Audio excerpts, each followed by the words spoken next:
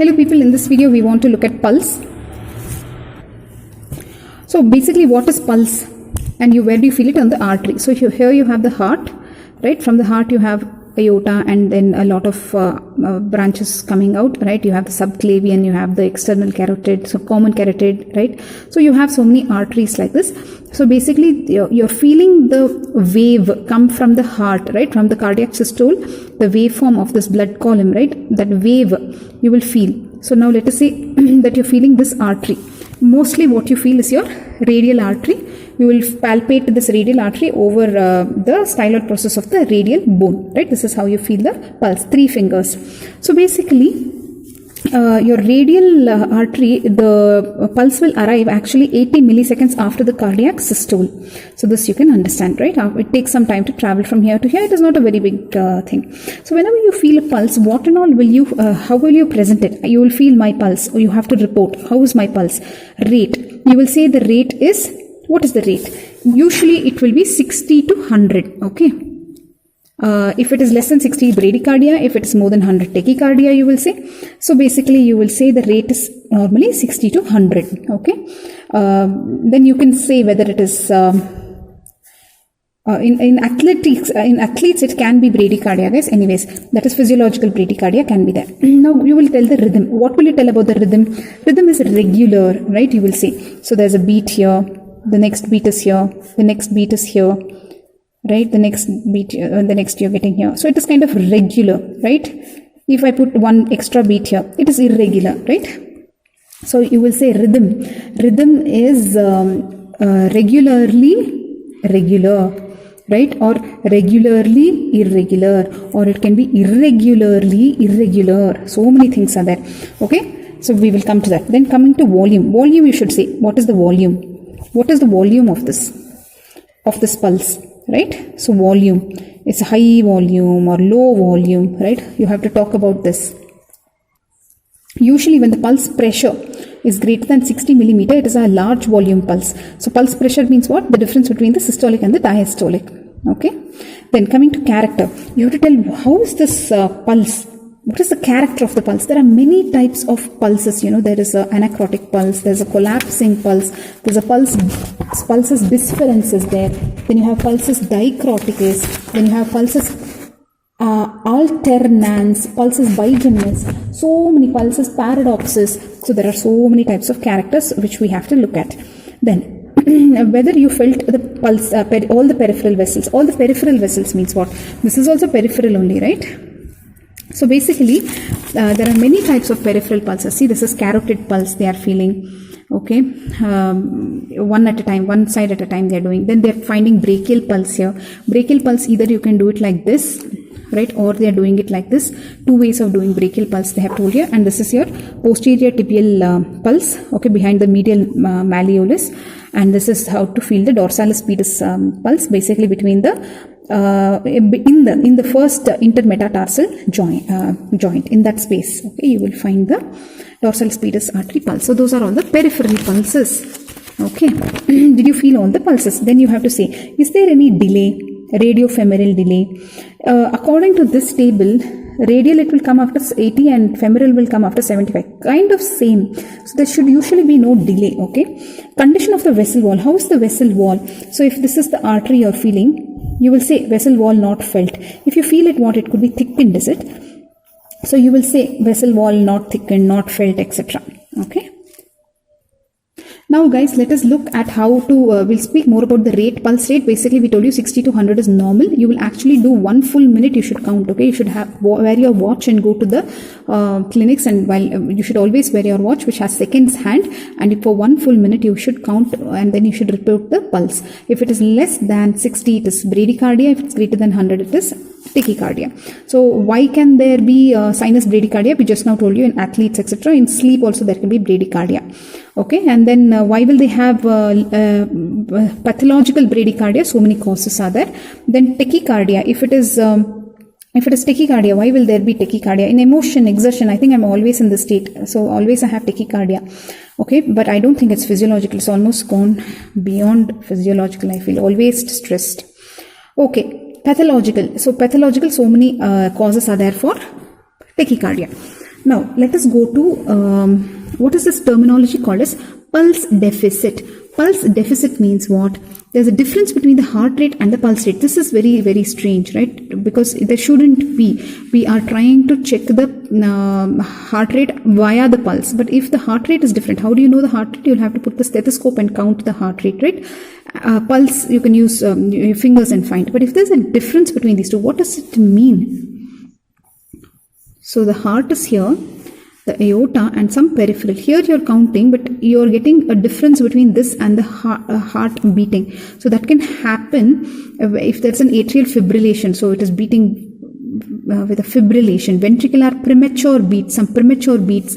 So that can happen. That is called as a pulse deficit, apex pulse deficit. Okay, apex is the heart, right? Cardiac apex, that's here. Apex pulse deficit. Okay, it can happen in fibrillation, atrial fibrillation, etc. Now let us move on to rhythm, guys. Do you want to take a break? Basically, what are we looking at? We are looking at arterial pulse. We are actually looking at this book, Alagappan. Now let us read about the rhythm. Rhythm we already told you, right? So there can be regular rhythm. There can be irregular rhythm, but regularly irregular. See? After 2, one extra, like something like I'm just trying to tell you that it is regularly irregular. Okay, then you have something called as irregularly irregular. You can just never predict. Whenever it is not, it is irregular definitely, and irregularly irregular. So what are the causes of a regularly irregular rhythm? Atrial tachyarrhythmias. Okay, so paroxysmal is it? What is P here? What is T here? So basically, if there is a AV block, then there is some other terminologies here. Now let us look at this irregularly irregular. When will there be irregularly irregular rhythm? Whenever there is an ectopic beats. So instead of using this SA and the sinoatrial node, looks like there are beats are coming from elsewhere. That time the rhythm will be irregularly irregular. Fibrillation again they have mentioned here.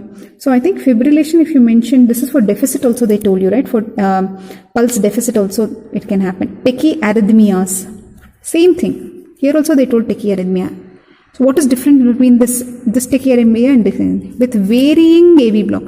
So it varies, the AV block varies. So again there is irregularly irregular rhythm. Here there is fixed AV block. Okay, that makes sense. So that is why this is regularly irregular and this one is irregularly irregular. Very good. Now let us go to pulse volume. Guys, how is it going? We are looking at this textbook, guys, that is Alagappan. So we are looking at pulse actually. In pulse we have finished the rate and rhythm. Okay, rate and rhythm. Next you have to talk about the volume, right? So what will you say about the volume? Normally it should be between 30 to 60 mm mercury. Pulse volume is normal. So if it is, you feel a more volume, then it will be, there is greater pulse pressure. Okay, this by experience only you will know whether you're feeling more volume or less volume. Okay, next. Now let's go to character. So character, best you can assess in carotid arteries in the neck, right?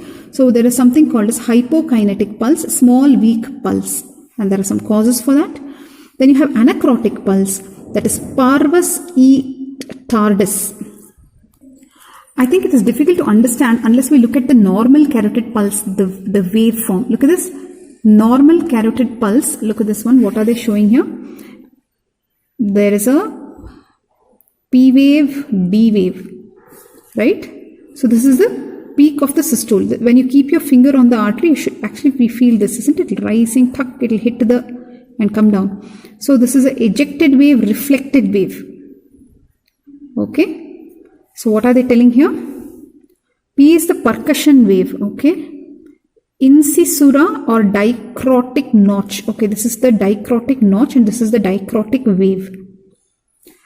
Percussion wave, incisura, dicrotic notch, dicrotic wave. Guys, I know it is becoming too much. Anyways, let us look at this one. This is the dicrotic notch. Same thing, right?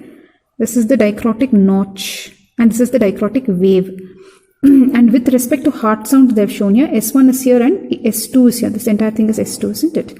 So between an S1 and S2, you're feeling this percussion wave. Okay, so now the first thing they told you about is hypokinetic pulse. small volume pulse. So you can feel this volume has become less. So that is why you can feel like this. This is a small volume pulse. That's a hypokinetic pulse. Then here they are talking about the pulsus parvus et tardus. So you can see there's a slow rising pulse. So you will see this in atrial stenosis. Aortic stenosis. So basically guys, anacrotic pulse means there is a low amplitude pulse with a slow rise and a late peak. Is that what you saw? Slow rise and a late peak. You should see a late peak. Slow rise, late peak, right? That is pulsus parvus et tardus. One more name is there for that. What is that? This one, anacrotic pulse. Okay. The late peak is the tardus. Late peak is the tardus.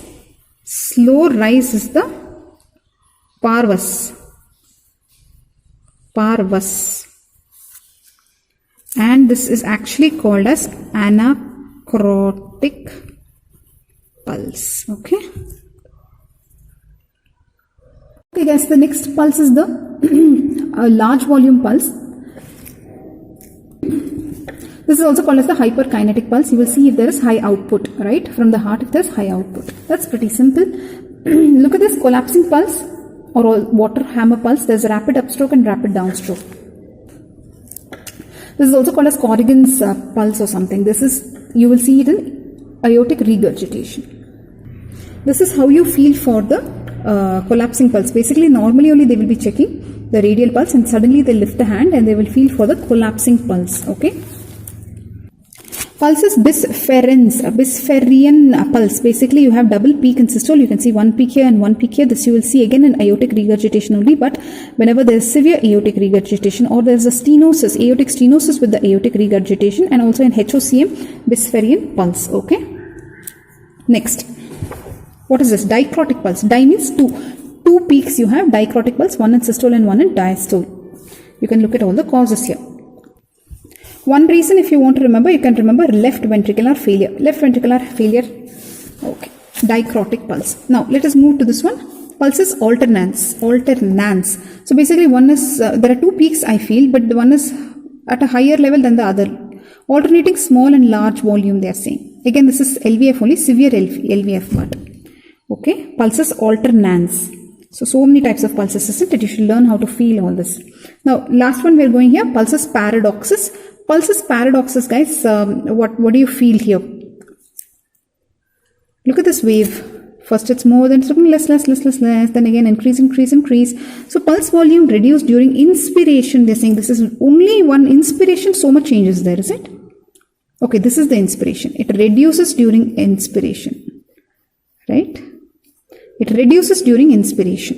So this can happen in cardiac tamponade, constrictive pericarditis, SVC obstruction, airway obstruction. So what will happen in inspiration? The return to the heart will increase. So SVC obstruction is there. It is not able to return. So the volume is decreasing in inspiration, looks like. Okay. So radiofemoral delay, if it is there, guys, we discussed this earlier. Radiofemoral delay, if there is a delay, then it is because of the coarctation of the aorta. So some problem with the aorta. Because from the aorta only branches will give you the femoral, right? Even aorta will give branches here, but there is some coarctation of the aorta, some narrowing, so which will lead to radiofemoral delay. So this completes, guys, everything that we wanted to know about pulse as such. So basically, what and all did we see? We saw that pulse is a wave that you feel, a waveform that is arising because of cardiac systole.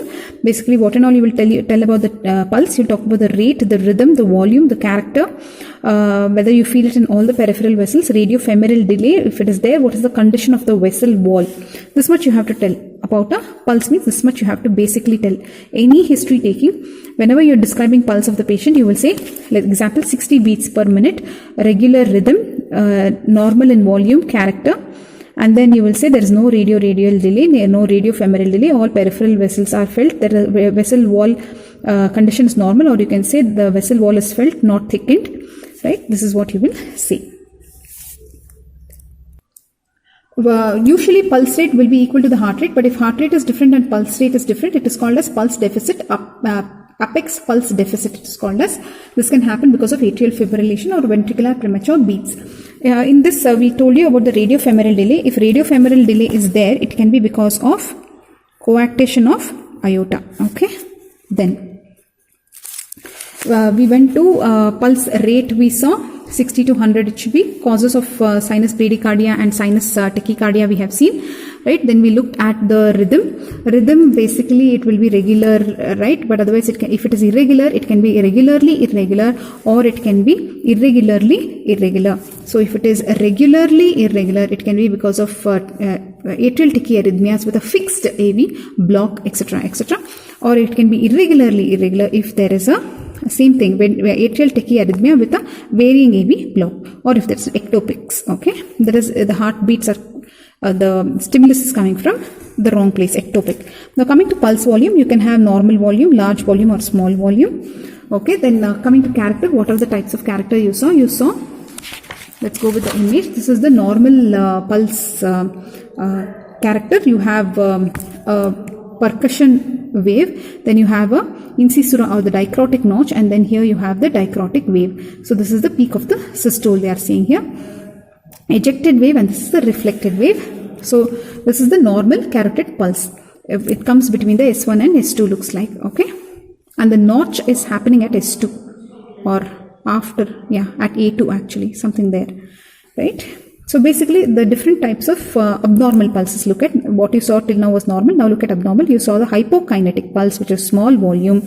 Then you saw this anacrotic pulse. Anacrotic means there will be no peak kind of a thing, right? There's a slow rising pulse and a late peak. Late peak. Peak is there, but a late peak. Okay, parvus tardus. Okay, it will happen in severe valvular, that is the aortic stenosis. Okay, pulsus parvus et tardus. Then we saw the hyperkinetic pulse, which is the large volume pulse. If there's high output from the heart, you will see this. Then you saw this rapid upstroke, rapid downstroke. This you will see in aortic regurgitation, collapsing pulse, water hammer pulse, Corrigan's pulse, etc. This is how you will feel for the water hammer pulse, right?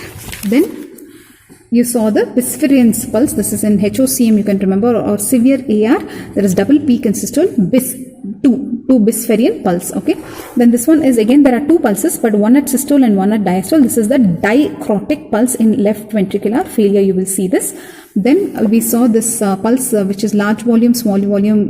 This is alternating. This is seen in severe left ventricular failure. This is pulses alternans. It will alternate between large volume and small volume. Then this one, at inspiration, the volume will reduce. This will happen because of cardiac tamponade, constrictive pericarditis, airway obstruction, SVC obstruction. This is pulsus paradoxus. Okay. Because at inspiration, the return to the heart should happen. More, the return to the heart will happen, right? Venous return. But if there's an SVC obstruction, how will the volume return? So there is a low volume. Okay. What else did we see? We saw, that's it. The cause of radiofemoral delay can be a coarctation of aorta. So we have looked at everything almost about pulse from this book, that is Alagappan, Manual of Practical Medicine. Bye-bye. Guys, this could be very uncomfortable to check for the patient. Actually, here they are feeling the femoral pulse. Here they are checking the radial pulse and they are checking the delay. Okay.